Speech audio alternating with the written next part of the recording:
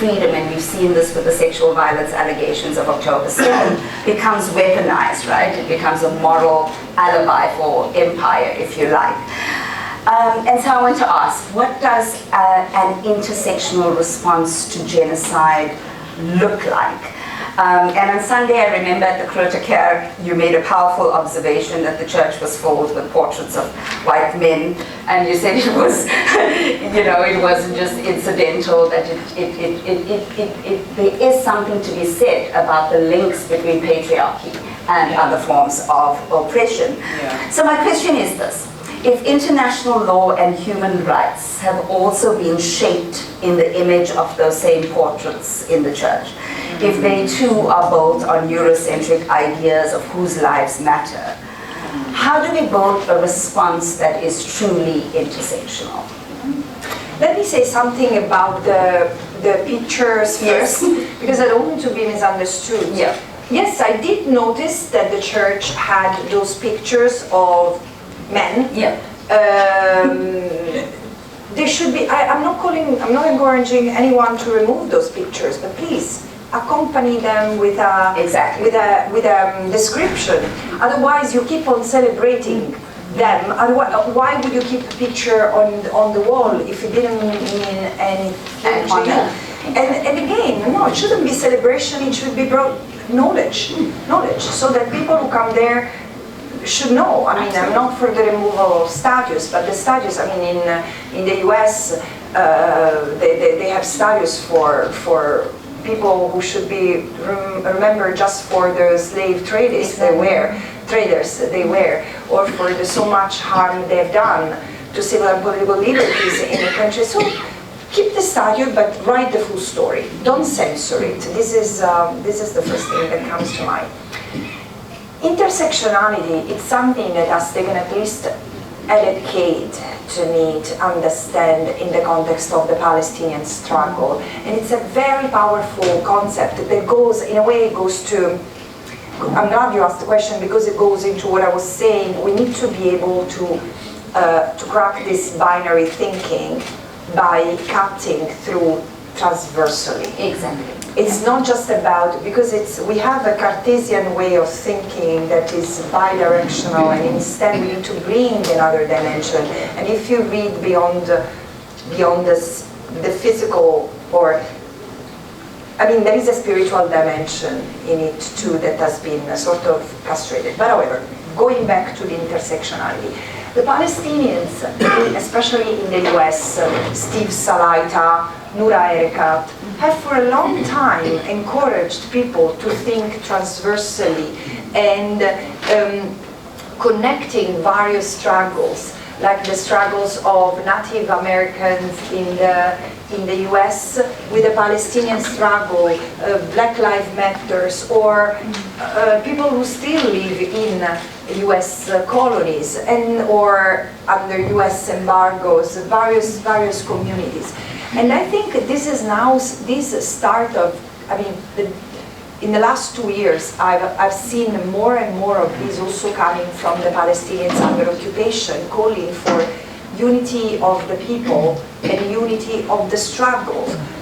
And why is it important? First of all, because all people coming from a place of injustice normally tend to have less means at their disposal to confront the system, to confront those in power. And therefore, it's about really mathematics, putting together, I mean, creating the critical mass that can resist power. So bringing together the BLM movement, the BDS movement, transgender, LGBTQI+, indigenous issues, and the other minorities, create a critical basis to challenge those in power. I'm sure that you are thinking of the US, but I'm not just talking of the US. Here's why you laugh. I'm joking. And sense of humor, important. No, but also, I think that there is another element to bring forward here, and why it makes sense to say how to counter, in the case of Palestine, the pinkwashing, whitewashing, greenwashing that Israel does.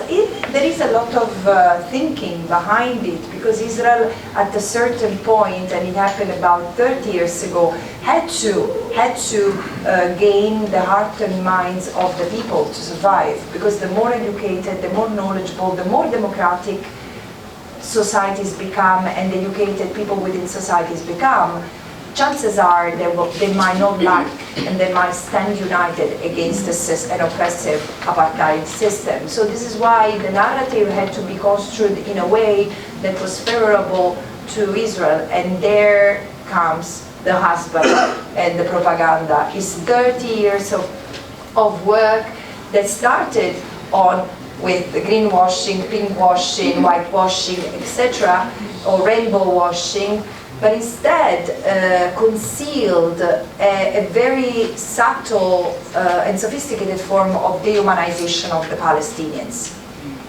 Uncivilized, brutal, unable to savor the differences and the nuances in life. Is it no? Of course not. It's typical of oppressive regimes. But today, when I hear Palestine is a feminist question, yes, I really applaud to this, and not because men are not called in to play a role in this. First of all, it would be nice for once to try to work together on how to put aside the concept of testosteronic alpha male management of power. Would it be nice for once? Also, it would be appreciated if men applauded to that.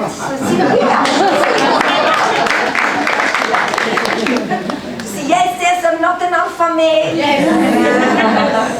No, but also because, as again we were discussing in the car, there is something. I mean, for you know how beautiful things have been triggered by this accusation of witchcraft coming from the Israeli ambassador. I mean, we have been enduring for centuries these stereotypes, and we have, but not just stereotypes. I mean, we've been lynched, we have been burnt, we have been locked into hospitals